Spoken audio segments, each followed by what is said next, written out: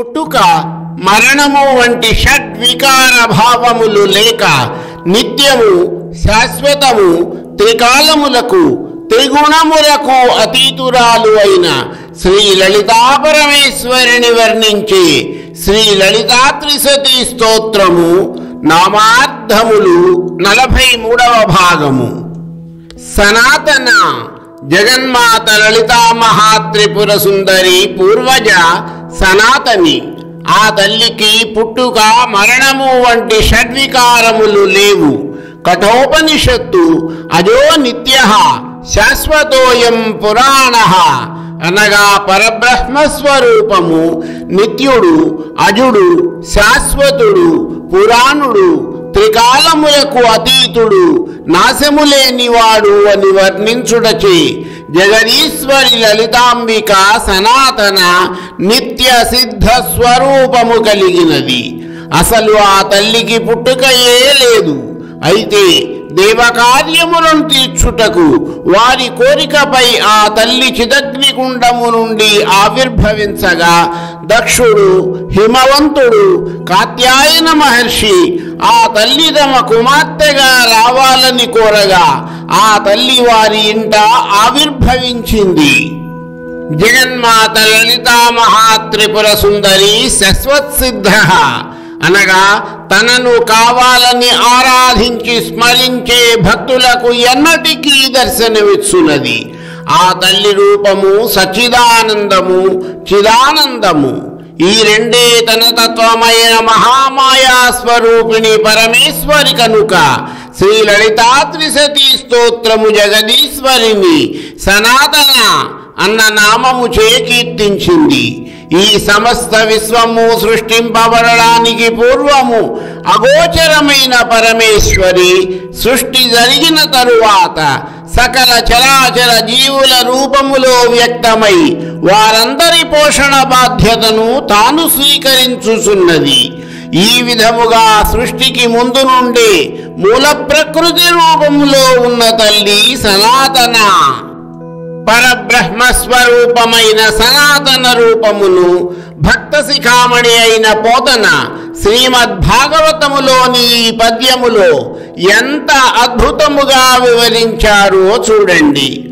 లోకంబులు లోకేశులు లోకస్థులు తెగిన తుది అలోకంబగు పెంజీకటి కవ్వల ఎవ్వండే కాకృతి వెలుంగు అతని నే సేవింతున్. లోకములు, ఆ లోకముల నేలే లోకాధిపతులు, ఆ లోకములలో వసించే లోకులు నశించిన తరువాత అసలు లోకమనేదే లేనప్పుడు ఏర్పడే దట్టమైన చీకటికి అవతల ఏ పరమ పురుషుడు జ్యోతి రూపముతో ప్రకాశిస్తుంటాడో అతనిని మాత్రమే నేను సేవిస్తాను. ఇదే సనాతన అని వర్ణించబడిన రూపము. సనాతన అని లలితా త్రిశతి స్తోత్రము చే కీర్తించబడిన శ్రీమాత అవ్యక్త అనగా వ్యక్తము కాని స్వరూపము కలిగినది. అటువంటి అవ్యక్తమైన రూపము ఎప్పటికీ నిలిచి ఉండునది. ఈ విషయమునే గీతాచార్యుడైన శ్రీకృష్ణ పరమాత్మ భగవద్గీతలోని 8వ అధ్యాయమైన అక్షర బ్రహ్మయోగములోని 18వ శ్లోకములో ఈ విధముగా వివరించారు. అవ్యక్తాద్వ్యక్తయః సర్వాః ప్రభవంత్యః రాగమే రాత్ర్యాగమే ప్రలీయంతే తత్రైవావ్యక్త సంజ్ఞకే. బ్రహ్మ యొక్క పగలు ఎప్పుడైతే ప్రారంభము అవుతుందో సకల జీవులు అవ్యక్తమైన రూపము నుండి జనిస్తాయి. ఆయనకు రాత్రి కాగానే జీవాత్మలన్నీ కూడా అవ్యక్త స్వరూపములోనికి వెళ్ళిపోతాయి.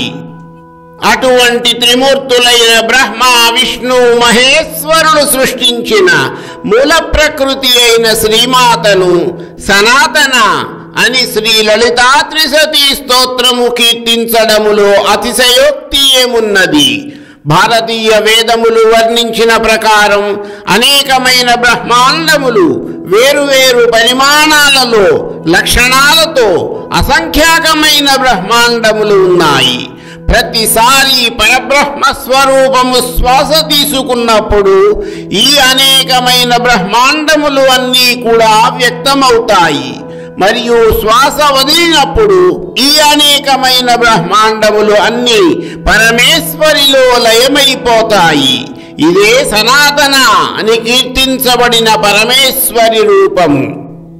సర్వానవద్య, అవద్య అను పదమునకు అర్థము విద్యారహితమై జ్ఞానరహితమైనది, నశించునది, మిథ్యాస్వరూపము, జడమైన ఈ ప్రకృతి. జగన్మాత లలితా మహాత్రిపుర సుందరి అందుకు విరుద్ధమైనది అనవద్య.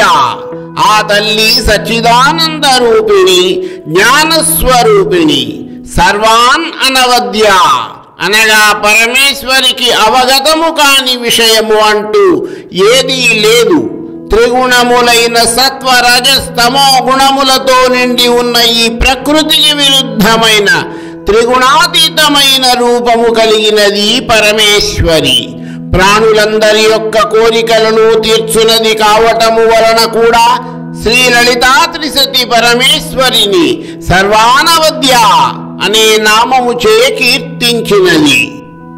సర్వాంగ సుందరి, సర్వములైన అంగములు కలిగినది శ్రీ లలితా మహాత్రిపుర సుందరి. అనగా సాముద్రిక శాస్త్రము సర్వ అంగములు ఎక్కువ తక్కువలు లేకుండా ఎటువంటి లక్షణములు కలిగి ఉండాలని సూచిస్తున్నదో అటువంటి అంగములు కలిగి ప్రకాశించుచున్నది. శిరస్సు మొదలు పాదముల వరకు అన్ని అవయవములందు ఎటువంటి ఎక్కువ తక్కువలు లేకుండా ఉన్నది జగన్మాత. సర్వ ప్రాణులలోనూ కూడా బ్రహ్మస్వరూపముగా ప్రేమస్వరూపిణిగా ఉండి వారిని కూడా సర్వాంగ సుందరముగా తీర్చిదిద్దునది కనుక కూడా శ్రీ లలితా త్రిశతి స్తోత్రము జగన్మాత లలితాంబికను సర్వాంగ సుందరి అనే నామముతో కీర్తించినది.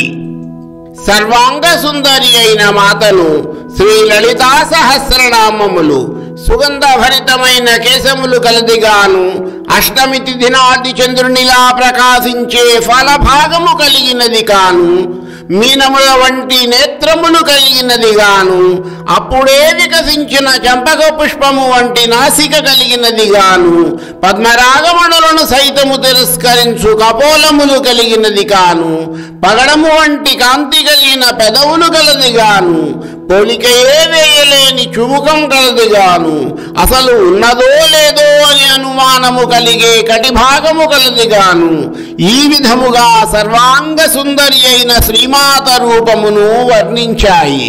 మరికొన్ని నామార్థములు నా తరువాతి వీడియోలో.